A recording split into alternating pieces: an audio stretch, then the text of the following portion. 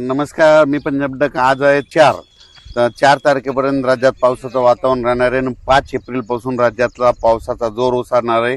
हवामान कोरडं होणार आहे. 5 तारखेपासून हे लागायचं. मग राज्यात सांगायचं झालं तर मग आज सातारा जिल्हा, पुणे जिल्हा, अहिल्यानगर, नाशिक जिल्हा, धुळे, नंदुरबार, त्याच्यानंतर जळगाव जिल्हा, त्याच्यानंतर संभाजीनगर, बीड जिल्हा, लातूर जिल्हा, धाराशिव जिल्हा, परभणी जिल्हा, जालना जिल्हा, बुलढाणा जिल्हा, अकोला, अमरावती, वर्धा, नागपूर, भंडारा, गोंदिया, चंद्रपूर, यवतमाळ, गडचिरोली, वाशिम, हिंगोली, नांदेड ह्या परिसरामध्ये आज देखील पाऊस पडणार आहे.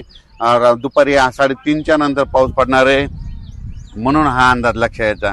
मग सांगायचं झालं तर आज मी जे सांगितले त्या जिल्ह्यात पाऊस असणार आहे.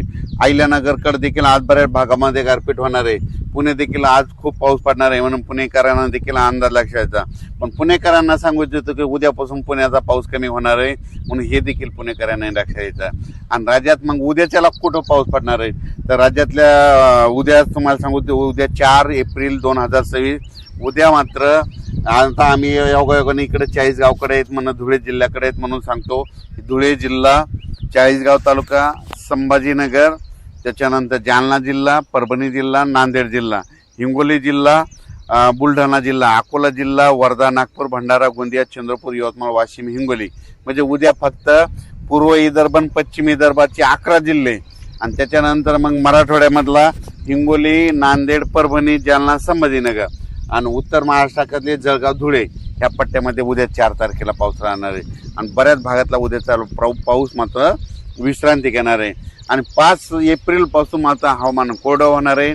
शेतकऱ्यांनी कांदा काढू शकतात, हळदी काढू शकतात, गहू देखील काढू शकतात, म्हणून हा अंदाज सर्व शेतकऱ्यांना लक्षात घ्यायचा. कोकणपट्टीकडे आजच्या दिवसात पाऊस राहणार आहे. कोकणपट्टी, कोलारा, सातारा, पुणे ह्या पट्ट्यामध्ये आजच्या दिवसात पाऊस राहणार आहे. उद्यापासून मात्र तिकडला देखील पावसाचा जोर ओसरणार आहे, म्हणून हा अंदाज लक्षात घ्यायचा. आतापर्यंत तुम्हाला एक सांगू इच्छितो, आपल्या महाराष्ट्राच्या बाजूला गुजरात आहे आणि गुजरातच्या पलीकडे अफगाणिस्तान आहे. अफगाणिस्तानचं बाष्प आपल्याकडे कधीच येत नव्हतं, पण 2018च्या नंतर काय झालं, जानेवारी, फेब्रुवारी, मार्च मध्ये आपल्या इकडे ऊन तापायलंय.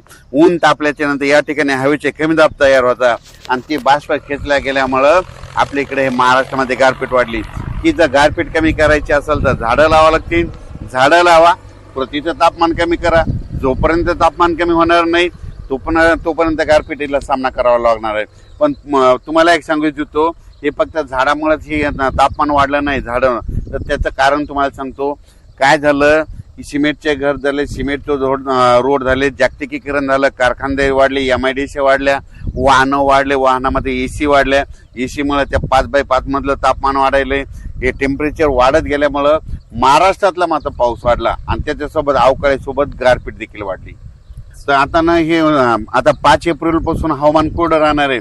पण पुणेकराला एकदा आणखीन एक सांगू इच्छितो, 15-16ला पुणे, सातारा जिल्ह्यामध्ये स्थानिक वातावरण तयार होऊन 15-16च्या दरम्यान त्या 2 जिल्ह्यामध्ये एक थोडा पाऊस येणार आहे, म्हणून हे देखील पुणेकरांना लक्षात यायचं.